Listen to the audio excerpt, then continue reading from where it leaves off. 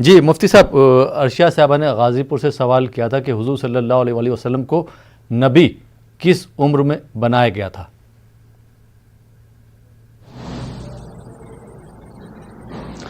بسم اللہ الرحمن الرحیم، نحمده ونصلی ونسلم علی رسولہ الکریم وآلہ وصحبہ اجمعین۔ بہن نے سوال کیا کہ نبی کریم علیہ السلام کو کس عمر شریف میں نبی بنایا گیا؟ دراصل نبی کریم علیہ السلام کو اللہ تبارک و تعالیٰ نے سب سے پہلے نبوت سے سرفراز فرمایا۔ سیدنا جابر رضی اللہ تعالیٰ عنہ حضور علیہ السلام رسول کریم علیہ السلام سے یہ عرض کیا کہ یا رسول اللہ صلی اللہ علیہ وسلم، آپ پر نبوت کب سے واجب ہوئی؟ تو رسول کریم علیہ السلام نے فرمایا وَآدَمُ بَيْنَ الرُّوحِ وَالْجَسَدِ، جبکہ حضرت آدم علیہ السلام روح اور جسم کے درمیان تھے، یعنی حضرت آدم علیہ السلام کی تخلیق کا مرحلہ مکمل نہیں ہوا تھا، اس وقت بھی میں نبی تھا۔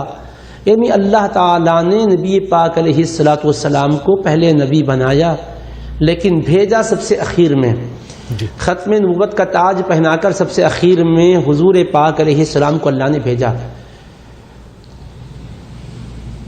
جو پارہ نمبر 3 ہے، آپ اس کو پڑھیں تو اس کے اخیر رکوع میں ہے وَإِذْ أَخَذَ اللَّهُ مِيثَاقَ النَّبِيِّينَ لَمَا آتَيْتُكُم مِّن كِتَابٍ وَحِكْمَةٍ، اور اللہ نے پیغمبروں سے عہد و پیمان لیا تھا، اس کو یاد کیجئے، اور یاد کیجئے اس وقت کو جب کہ اللہ نے نبیوں سے عہد و پیمان لیا تھا جو کچھ کتاب و حکمت میں تمہیں دوں، پھر تمہارے پاس ایک عظمت والے رسول تشریف لائیں جو تمہارے پاس جو پیغامات ہیں ان کی تصدیق کرتے ہوں، تو کیا کرنا؟ لَتُؤْمِنُنَّ بِهِ وَلَتَنْصُرُنَّ، تو البتہ ضرور بضرور تم ان پر ایمان لانا اور ضرور بضرور تم ان کی مدد کرنا۔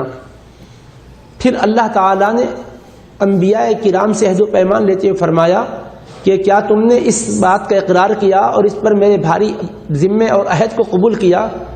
اقررتم واخذتم علی ذلک اصری قالوا اقررنا، تو انبیاء نے کہا ہم نے اقرار کیا۔ پھر فرمایا فشہدوا، تم گواہ ہو جاؤ، اور یہ بھی فرمایا وَأَنَا مَعَكُم مِّنَ الشَّاهِدِينَ، اور میں تمہارے ساتھ گواہوں میں سے ہوں۔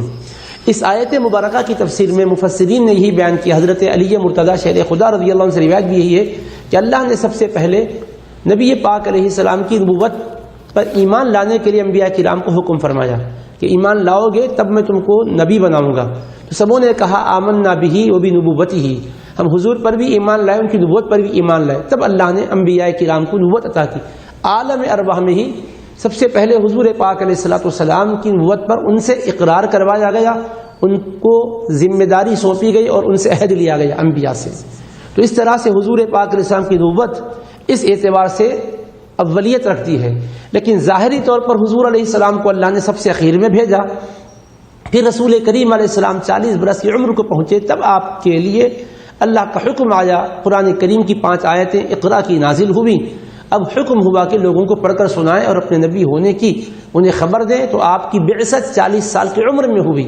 حقیقت میں نبوت کی عطائی جو سرفرازی اور نبوت سے آپ کو مالامال کرنے کا مرحلہ ہے، اس کے بارے میں تو کوئی بھی نہیں بتا سکتا کتنے برس پہلے ہے۔ اللہ تعالیٰ سب سے پہلے حضور پاک علیہ السلام ہی کو پیدا کر کے یہ منصب آپ کو عطا کیا، اور جس کو بھی نبوت اور رسالت ملی حضور علیہ السلام کے فیضان سے ملی۔ ظاہری طور پر آپ تشریف لائے مکے کی دھرتی پر، 40 برس کی عمر کو پہنچے، تب وحی کا نزول ہوا، بعثت کا اعلان ہوا، آپ نے تبلیغ اسلام کا کام شروع فرمایا۔